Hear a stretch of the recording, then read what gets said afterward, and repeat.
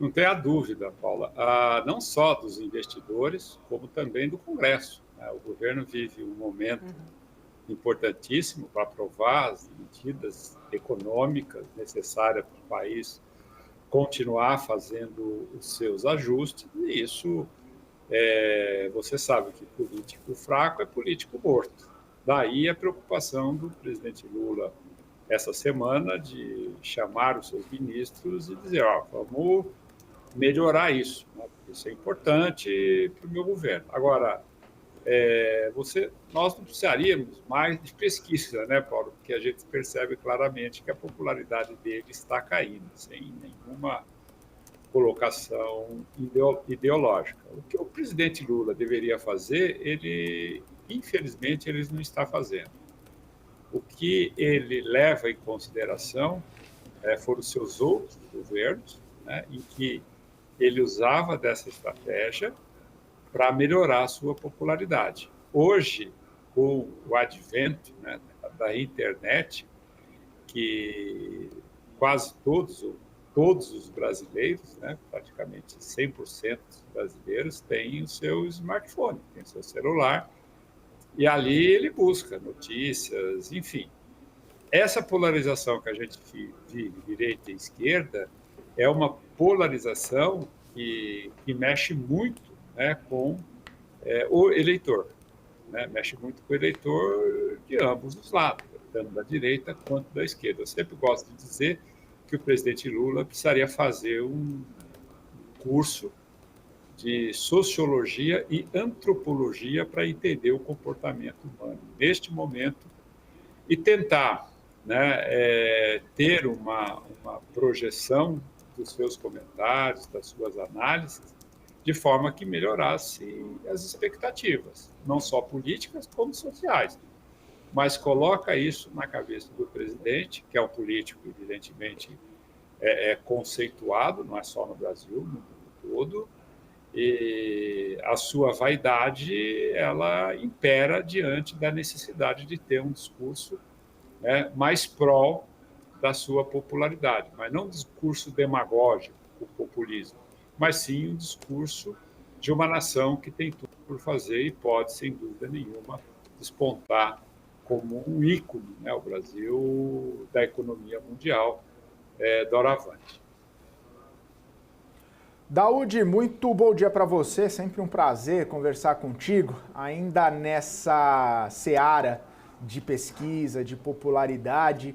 A gente vê que o ministro Fernando Haddad ainda está contando com um apreço do mercado financeiro, né? Essa última pesquisa, inclusive, foi entre gestores, traders, né, economistas, pessoas mais ligadas ao mercado financeiro, que tem esse termômetro, né, da economia, o termômetro da questão fiscal, tudo isso levando em conta. Esse apreço e essa força do ministro Fernando Haddad pode dar uma sustentação e talvez até haver uma transferência dessa força e dessa popularidade para o presidente Lula, pensando num cenário fiscal bom nesse ano, pensando num equilíbrio de contas, pensando até em alguns ajustes, alguns freios de arrumação que o ministro está conseguindo implementar, ou esse discurso mais político, mais polarizado, que você muito bem citou na primeira resposta, pode continuar, né, ditando os rumos da popularidade do presidente? Oi, Felipe, bom dia a você. Felipe, o Haddad, sim, ele tem um papel importante que ele vem fazendo, tanto que essa pesquisa, junto ao sistema financeiro, deu a ele um aumento, né, na sua popularidade, vamos assim dizer, na sua eficiência, e o mercado gosta do Haddad, mas a gente sabe que o Haddad, na hora do vamos ver, ele vai tentar acomodar as decisões diante daquilo que o presidente quer.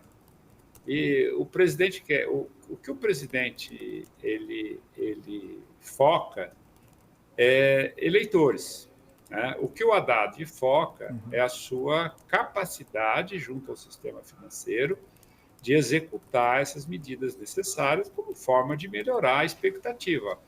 Mas o mercado sabe, evidentemente, que o Haddad tem aquela frase, né, aquele ditado, uma andorinha só não faz verão. Ele não vai conseguir virar esse jogo. Então, portanto, não tenha dúvida, eu acho que o Haddad vem agindo corretamente, mas o que nós vamos fazer se o presidente, né, ele não pensa dessa forma, ele quer interferir, ele quer voltar, pelo menos, à intenção de um modelo que não funciona mais hoje? É evidente que o mercado financeiro não gosta disso, e o mercado sabe, né? A gente até já chegou a comentar isso, o que passou, passou, né? Você não tem o que fazer. O presente depende muito da gestão e do gerenciamento das expectativas. Agora, infelizmente, o presidente Lula ele pisa, né, na maionese sempre. Ele não consegue se comportar.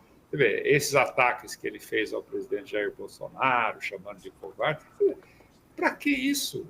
Isso aí o que acrescenta? Ele sabe que o eleitor do Bolsonaro não vai mudar de ideia em relação a isso. O eleitor do Bolsonaro já está consolidado. O que ele precisava era mostrar a sua capacidade de levar o Brasil. Agora, não adianta, auxílio isso, auxílio aquilo, eu vou abrir isso, eu vou fazer. Isso aí não resolve. Neste momento de polarização, o Bolsonaro é uma liderança, né? É uma liderança que até usa, né, esses processos, essas investigações contra ele como forma de consolidar essas lideranças. Ou o Lula muda a sua estratégia, ou ele vai continuar caindo, Felipe. Infelizmente. Para ele, infelizmente para nós, que vamos sofrer com o desgaste da economia. Nós já vimos o dólar subir, as taxas de juros subir, já estão dizendo que o Banco Central pode não mais, não nessa decisão de hoje, mas nas outras decisões, tirar um pouco o pé do acelerador. Então é isso que ele precisa entender. Não é difícil isso, não é difícil. Presidente, o mundo mudou. Adapta o seu discurso a uma nova realidade, senão política a gente sabe, hora está bem, hora está ruim. Agora, o que não pode é o Brasil estar assim em consequência de decisões erradas e indecisões que levem o Brasil a entrar em mais décadas de perda de tempo, de perda de crescimento. Então, em resumo, Felipe, é isso aí.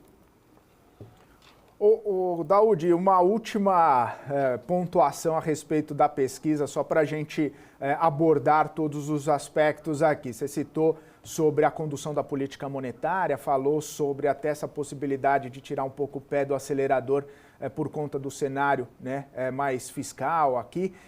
Nessa pesquisa do mercado, diz que o presidente do Banco Central, Roberto Campos Neto, é muito mais confiável do que Lula, e é difícil a gente também não levar em consideração as últimas rusgas, principalmente por parte do presidente, algumas falas um pouco mais focadas ali, ou contundentes contra Campos Neto, né, falando que é teimosia manter o juro alto, chamando de cidadão, enfim, né?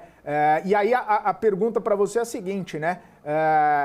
Em detrimento mesmo, né, apesar do presidente Lula, a gente vê um Banco Central correto nas suas decisões, né, com um pragmatismo ali na condução da política monetária, bem avaliado pelo mercado, um ministro forte, como da última pergunta que eu fiz para você, né, dessa força do ministro Fernando Haddad tentando segurar.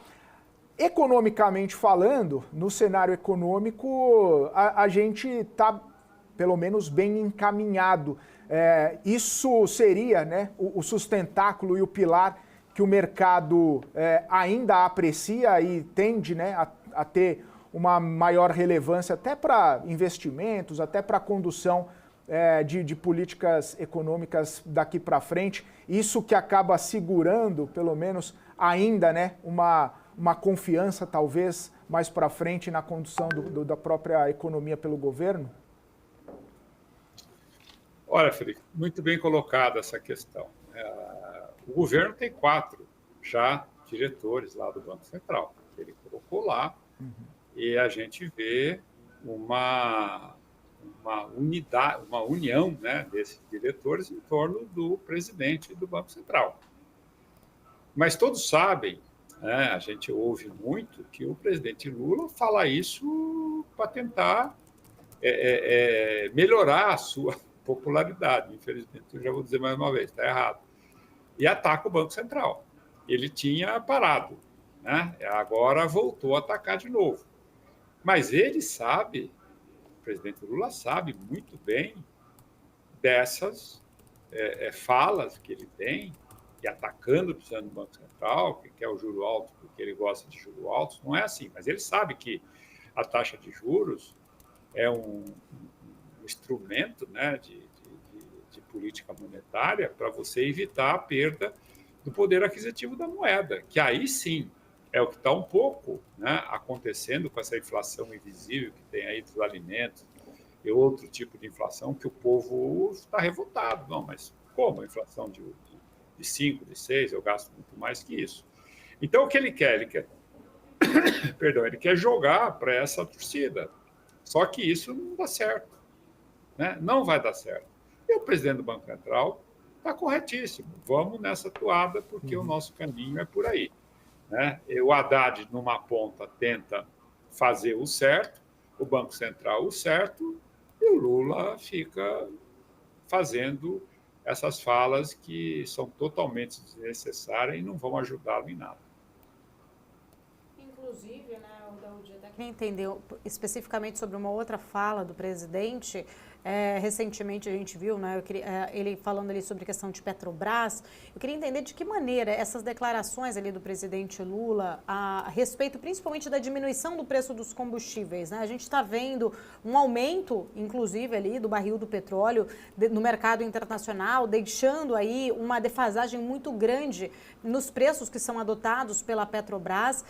A gente lembra até que recentemente o próprio presidente falou, né, ali que não é só a distribuição para o mercado ali dos dividendos para os acionistas, mas que Petrobras, a companhia tem que olhar exatamente para essa diferença de preços, entender um pouco da sua leitura, porque a gente começou a ver levantando ali um risco político muito alto, justamente por interferência do governo dentro da Petrobras e de outras companhias também. A sinalização ali, até mesmo em relação à cadeira da Vale, foi muito questionada essa interferência, mas o quanto esta questão especificamente pode afetar a imagem, a estabilidade econômica do governo, o quanto, né, essa preocupação desse risco de interferência, isso pode acabar impactando também aí, não só no mercado, não só Petrobras, mas de uma forma em geral. Bom, Paula, é importantíssimo essa colocação que você faz por uma razão muito simples. Inclusive, me dá a oportunidade de explicar o que eu penso e também as pessoas que estão nos ouvindo também avaliar isso, né? A Petrobras é uma empresa que tem um monopólio praticamente do petróleo no Brasil, né? Ela foi aberto seu capital. O país Brasil investiu muito na Petrobras, Eu me lembro que a Petrobras, o Brasil extraía 10% do petróleo. Hoje, praticamente, nós extraímos quase todos o petróleo que nós precisamos. Não temos o refino, mas conseguimos. Então, o Brasil investiu muito nisso. Quando nós olhamos o custo da Petrobras para a extração e refino de um barril de petróleo, a gente percebe que está na casa aí dos $30. E o que incomoda o governo?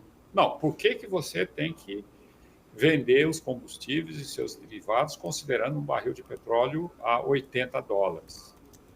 Quando o próprio Japão, né, que não tem petróleo, praticamente tem a mesma política de combustíveis que nós temos aqui. Então, esse ponto, o presidente Lula, ele, como tem uma questão ideológica mais socialista, ele acha, não, a Petrobras não pode ganhar tanto, né? Eu estou dizendo que é o que ele pensa, não sou eu que penso. E isso começa esse embate, né? A Petrobras, por outro lado, tem um espírito corporativo, que agora está brigando com o governo pela questão do combustível do futuro, né? Porque ela acha, mas não dá para colocar 25% do diesel, nós não podemos fazer isso. E esse é outro ponto que o Brasil está correto, a política do governo, porque nós temos que prestigiar o que nós temos aqui. Né? Amanhã a gente abre o petróleo totalmente e acontece alguma coisa, com essa política de preço de paridade internacional, você tem uma complicação. Bom, é isso que o governo pensa. E a Petrobras, por outro lado, é uma empresa que não pensa dessa forma. Aí vem a minha colocação e a minha observação. Como resolver isso não é da forma que o presidente quer resolver, publicamente. Porque aí o que ele faz? Publicamente, ele acha que ele vai estar agradando o eleitor de baixa renda, aquele eleitor. O eleitor de baixa renda não entende muito essa relação que ele faz. Então, ele pode até buscar esse objetivo, mas, olha, calado publicamente. Porque eu vou falar com a Petrobras. Porque eu vou fazer isso. Porque o próprio Bolsonaro cometeu esse erro. Eu vou demitir o presidente da Petrobras. Eu quero isso. Eu quero aquilo. Não pode. Isso é uma discussão, por mais que as argumentações estejam corretas, você não faz. Por quê? Porque você transmite insegurança para o sistema financeiro. Eu vou comprar uma empresa. Será que eu vou comprar? Amanhã o Lula vai querer a empresa de volta? Foi o que aconteceu com a Vale. Eu privatizei, eu abri o capital da Eletro. Eu vou querer a Eletro de volta. Então, essas coisas não se faz. Isso aí você conversa, você discute, mas entre eles, sem essa história vazar para a imprensa, e isso acaba desgastando muito a imagem do governo e colocando em risco um belíssimo projeto, né? Uma glória, uma medalha de ouro que o Brasil tem em ter chegado onde chegou com a exploração de petróleo.